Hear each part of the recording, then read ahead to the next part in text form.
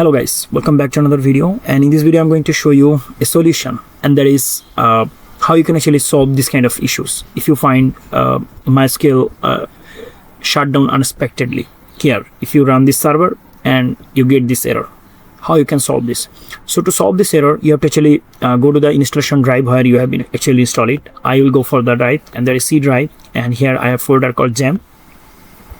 So I'll go inside the folder, okay? And here we have a folder called PHP. We have to go for this. Here you can see PHP. Now I'm going to go inside the folder, and here we have to actually go for the php.ini. If you don't see this, here you can see we have double PHP, right? So if you don't see the extension, you can actually click here view, then show, then file name extension. So now we have php.ini. So double click on it, open it with notepad, and you have to search here one thing, and that is you have to actually search here through find option. You can see, so press Ctrl+F and then search here semicolon, okay, extension is equal to zip. You have to search it. I already find this. Here you can see.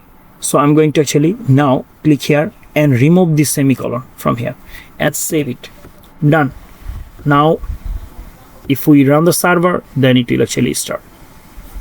Here you can see running, right? I hope you understand. If this video helps you, please make sure to give a like and subscribe this channel for more videos like this. Thank you so much for watching this video.